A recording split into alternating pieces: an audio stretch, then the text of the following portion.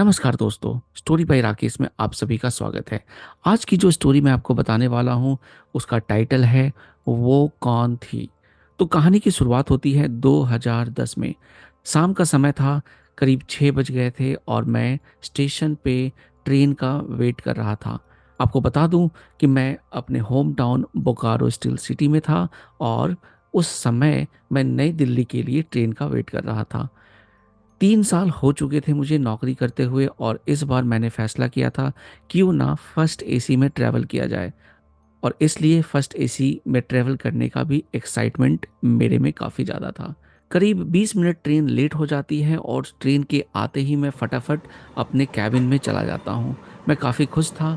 मैं अपने साथ 3-4 मूवीज़ भी लेकर अपने लैपटॉप में चला था ताकि रास्ते भर जब मैं बोर फील करूं तो मैं मूवीज़ को देखकर अपना मन बहला सकूं। तो ट्रेन ने अपनी स्पीड काफ़ी अच्छे से पकड़ ली थी और मैंने मूवी देखना भी शुरू कर दिया था। 1 घंटे के बाद एक स्टेशन आता है जहाँ पर मैं नीचे उतरकर, क्योंकि मुझे आदत थी स्टेशन पे नाश्ता करने की, मैंने वहाँ पर समोसे खाकर नाश्ता किया और ट्रेन में आकर मैंने फिर चाय पी ली। इसके बाद मैंने अपनी मूवी को कंटिन्यू किया और लगातार एक मूवी मैंने फिनिश कर दी। रात के 10 बज गए थे और हमारी जो ट्रेन थी वो गया स्टेशन पे रुकी हुई थी। जैसे ही गया स्टेशन से ट्रेन आगे की तरफ बढ़ती है तभी अचानक से एक लड़की की आवाज़ आती है। वो लड़की दरवाज़ा खोलती है और अपना सामान फटाफट अंदर की तरफ करती है। कुली भी बोलता है कि मैडम अब तो ट्रेन चल पड़ी है, मैंने आपको यहाँ तक पहुँचा दिया है, अब आप अपना देख लो। फिर मैंने उस लड़की की हेल्प की, उसके 2 बैग को अपने जो साइड में जो जगह थी वहाँ पे मैंने उसको एडजस्ट किया। लड़की फिर आराम से बैठ जाती है और उसके बाद मैंने उससे पूछता हूँ कि मैम आप इतना लेट हो गए, गाड़ी तो छूट जाती है आपकी। तो वो कहती है कि हाँ, यस, मैं तो बहुत लेट हो गई थी, ट्रैफ़िक इतना था और मैं लेट निकली भी थी, बीच में अचानक से ट्रैफ़िक आ गया था। अब मुझे तो ऐसा लगा था कि मेरी ट्रेन ही छूट जाएगी, बट थैंक गॉड वो कुली भैया उसने मेरी बहुत हेल्प की और मुझे यहाँ एटलीस्ट पहुँचा दिया। चलो मेरे जो सामान है, 3 सामान थे, एक बार आप प्लीज़ चेक कर लो। मैंने कहा हाँ, हाँ, वो मैंने तीनों सामान आपके यहाँ एडजस्ट कर दिए हैं, रिलैक्स करो, आप टेंशन मत लो। अ, चाय-वाय पियो, पानी-वानी पियो, खाना अगर नहीं खाया तो खाना आपका तो आ जाएगा, आप खाना भी खा लेना। लड़की ने थोड़ी साँसें ली और उसको ऐसा फ़ील हुआ कि हाँ, चलो मैं फाइनली ट्रेन में बैठ गई हूँ और 5-10 मिनट के बाद वो लड़की थोड़ी रिलैक्स फ़ील करने लगती है।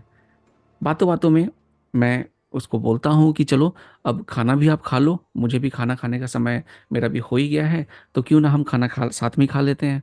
तो उस लड़की ने बोला कि ठीक है, चलिए हम लोग खाना खा लेते हैं। मैंने उससे पूछा आपका नाम क्या है? तो उस लड़की ने बताया मेरा नाम स्वाति है।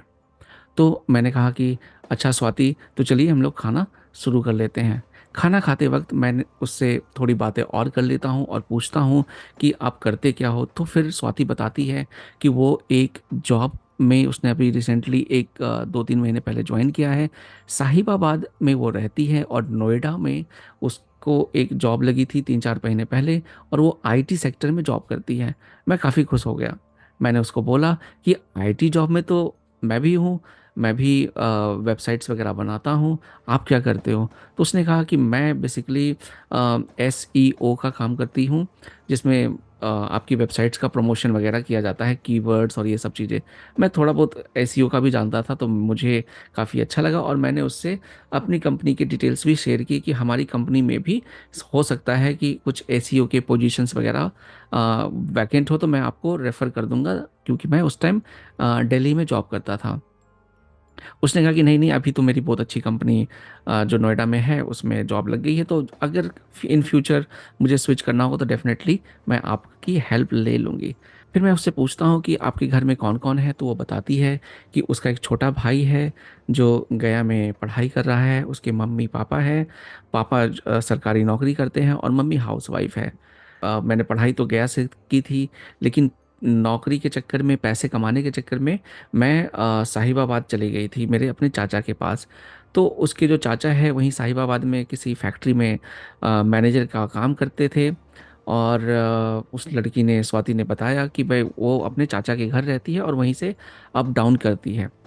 उसने ये भी बताया कि जॉब उसके लिए इतना ज़्यादा ज़रूरी है, और वो जॉब इसलिए नहीं छोड़ सकती क्योंकि उसके जो भाई के एजुकेशन के लिए जो वो प्लान कर रहे हैं वो काफ़ी उसमें पैसे लगने हैं, और उसके पापा की सैलरी उतनी नहीं है।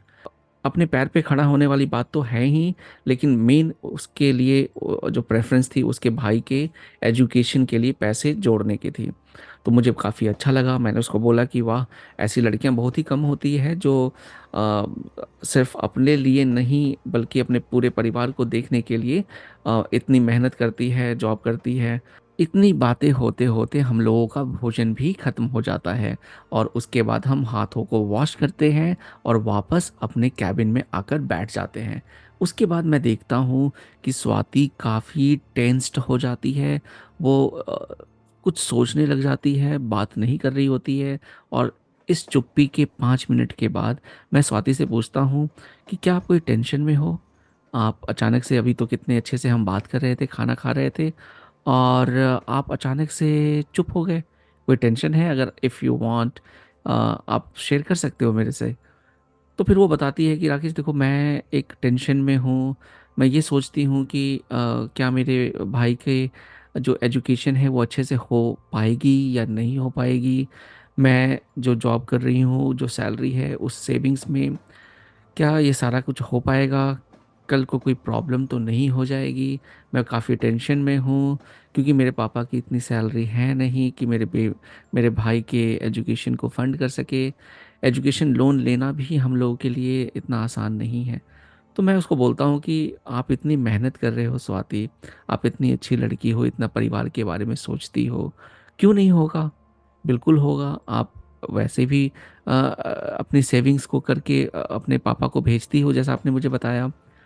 तो उसने कहा कि हाँ वो तो है, बट फ्यूचर का सोच के मैं थोड़ी टेंस हो जाती हूँ। मैं चीज़ें सोचती हूँ तो मेरे को समझ में नहीं आता, फ्यूचर का मैं बार बार सोचने लगती हूँ। मैंने उसको कहा कि देखो टेंशन मत लो, इट इज़ ऑल गुड।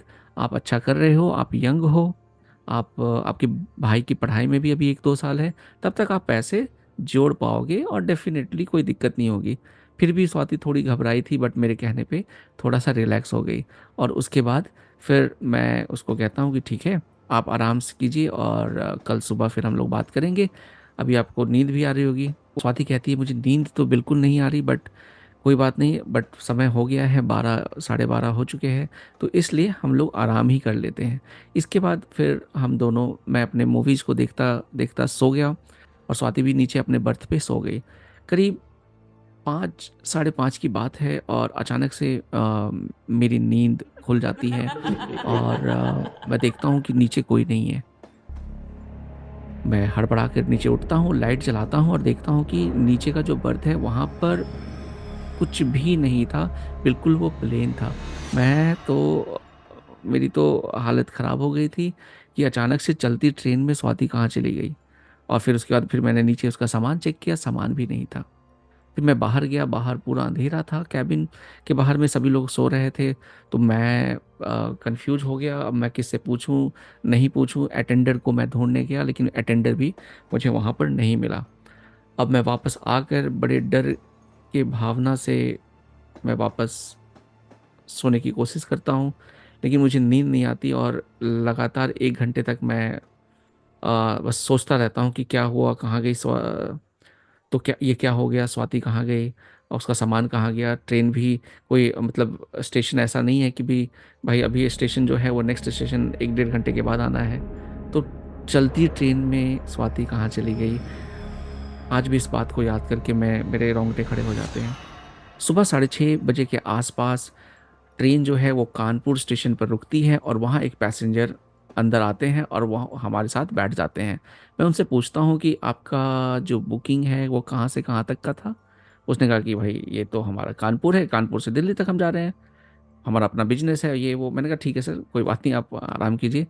और तभी वहाँ पर हमारा जो अटेंडर है वहाँ से घूमता हुआ क्रॉस करता हुआ जाता है। मैं फटाफट बाहर जाता हूँ और उससे पूछता हूँ कि भैया, कल रात में गया से एक लड़की चढ़ी थी, ये जस्ट ये नीचे। हाँ हाँ, मेरे कैबिन में। तो अटेंडर जो है बड़ा कंफ्यूज हो गया, उसने मुझे अच्छे से देखा, बोला सर आप तो मुझे कल से ही थोड़े से पागल से लग रहे हैं, क्या हो गया आपको? मैंने कहा पागल सा लग रहा हूँ, कल भी मैं आया था कैबिन में आपके, आप अचानक से किसी से बात कर रहे थे, वहाँ कोई था नहीं, आप ऐसे नॉर्मली किसी से बात कर रहे थे और क्या कर रहे हो, और कोई टेंशन मत लो ये लो। तो क्या आप अपने आप से बात करते हो, कुछ ऐसा है? मैं तो देख रहा था ऊपर लैपटॉप चल रहा था आपका और नीचे आप बात कर रहे थे। मैं सदमे में आ गया, मैंने कहा कि यार एक लड़की चढ़ी थी और उस लड़की से करीब 2 घंटे मैंने बात की है, मैंने उसके साथ खाना भी खाया है, आप चेक कर लो। तो अटेंडेंट ने कहा कि सर अगर कोई लड़की आती तो मैं तो उसका जो बेड है वो आकर देता। ये जो बेड है देखिए, ये सर यहाँ चढ़े हैं, उनसे आप पूछ लो कि ये जो बेड है यूज्ड है या बिल्कुल फ्रेश है। अटेंडर मैं हूँ, मुझे पता है कि कौन बंदा किस स्टेशन से कब चढ़ा है कब उतरेगा। कोई भी लड़की, कोई स्वाति नाम की लड़की, आप जाके जो लिस्ट है उस पैसेंजर लिस्ट में चेक कर लो, कोई स्वाति नाम की लड़की ही नहीं है। आप, आपका दिमाग हिल गया है, मेरा टाइम मत खोटी करो, आप चाय पियो, आराम करो, दिल्ली में उतरो, धन्यवाद। और इसके बाद स्टैंडर्ड चला गया फ्रस्ट्रेटेड होकर। अब मैं काफ़ी कंफ्यूज, सुबह 7 साढ़े 7 हो चुके थे, मैंने चाय पिया, ऊपर गया, और बिल्कुल ऐसे ही मैं कंफ्यूज, 2 3 मिनट तक मैं ऐसे कंफ्यूज रह गया। उसके बाद मेरे को समझ में नहीं आ रहा था, और मैं लिटरली मेरे माइंड में क्या हो रहा था मैं बता नहीं सकता। मैंने मूवी देखना शुरू किया, लेकिन मेरे दिमाग में जो टेंशन था कि वो लड़की कौन थी वो पता करना था, और इसी टेंशन में मैं दिल्ली पहुंच जाता हूँ। और दिल्ली पहुंचने के बाद मैं अपने घर चला जाता हूँ। घर पहुंचने के बाद भी मुझे नींद नहीं आती, और स्वाति के बारे में मैं सोचता रहता हूँ। फिर मैं डिसाइड करता हूँ, क्योंकि मेरे जानकार एक रेलवे में है, उनसे मैंने कांटेक्ट किया और उनको कहा, रिक्वेस्ट किया कि प्लीज़ पैसेंजर लिस्ट आप निकालो, इस ट्रेन में कौन से पैसेंजर्स थे जो मेरे साथ ट्रैवल कर रहे थे, और गया स्टेशन से क्या कोई स्वाति नाम की लड़की चढ़ी थी या नहीं। इसके बाद मुझे पता चलता है कि ऐसा कुछ भी नहीं हुआ था, कोई भी ऐसी लड़की नहीं थी स्वाति नाम की जिसने अपना ट्रेन का टिकट कराया था। यह सोचकर मैं सही में बहुत ज़्यादा कंफ्यूज हो गया, और मुझे ऐसा फील होने लगा कि क्या मैं पागल तो नहीं हो गया, क्या मैं अचानक से मेरे को लड़की दिख गई, उसका सामान दिख गया, उसके साथ खाना खाता हूँ, बातें करता हूँ, उसकी प्रॉब्लम समझता हूँ। तो मेरे दिमाग में एक चीज़ आती है, उसने बातों बातों में अपने फादर का नाम बताया था, और उसने ये भी बताया था कि फादर मदर और उसका एक भाई है जिस भाई का नाम सन्नी है। तो ये मैं गया में, क्योंकि मेरे जानकार गया में भी थे, तो मैंने गया में भी पता करने की कोशिश की। और कुछ दिनों के बाद मुझे पता चलता है कि जो जो चीज़ें मैंने अपने फ्रेंड जो गया में है उसको बताई थी स्वाति के बारे में, वो सारी की सारी चीज़ें सही थी, लेकिन एक फैक्ट गलत था कि स्वाति जिंदा है। जी हाँ, स्वाति इस दुनिया में नहीं थी, और स्वाति साहिबाबाद में ही रहती थी। करीब 15 20 दिन पहले की बात है, स्वाति ट्रेन में जाने के लिए घर से तो निकली थी, लेकिन रास्ते में आते आते उसका एक्सीडेंट हो गया था, और इस कारण से वो स्टेशन नहीं पहुंच पाई थी। और ये बात सुनकर मेरे तो रोंगटे खड़े हो गए कि क्या मैंने उस लड़की से ही बात की थी जो साहिबाबाद जा रही थी। इसके बाद मैंने उस लड़की के मम्मी पापा से भी बात की, और जब मैंने उनको ये बातें बताई वो काफ़ी शॉक्ड हो गए कि मुझे कैसे पता स्वाति क्या करती है, किस टाइप का जॉब करती है, साहिबाबाद में रहती है अपने चाचा के पास। और जब स्वाति ने ये बताया था कि भाई मैं बहुत टेंस्ड हूँ कि मेरे भाई के एजुकेशन का क्या वो कंप्लीट करा पाएगी या नहीं, तो ये सब बातें जब उसके मम्मी पापा ने सुना तो वो बहुत ही ज़्यादा भौचक्के हो गए। और उनके मम्मी पापा का ये मानना था कि शायद मेरी बात स्वाति की आत्मा से हुई, और उसकी आत्मा ही ट्रेन पे चढ़ी थी, और उसने मेरे से बात करके मुझे अपनी प्रॉब्लम्स बताई। इन सब के बाद दोस्तों मैंने डिसाइड किया कि स्वाति के जो भाई की एजुकेशन में जितना मैं अपनी तरफ से हेल्प कर सकता हूँ वो कर देता हूँ, और मैंने उनके फैमिली में जितना मेरे से कंट्रीब्यूट हो सकता था मैंने किया। तो दोस्तों कैसी लगी आपको ये कहानी? आई होप आपको ये कहानी पसंद आई होगी। अगर ये कहानी पसंद आई है तो मेरे चैनल को सब्सक्राइब कीजिए ताकि नई कहानी का नोटिफिकेशन आप तक पहुंच सके। वीडियो को लाइक करें और अपने दोस्तों में शेयर करें। चलिए मिलता हूं अगली वीडियो में। जय हिंद।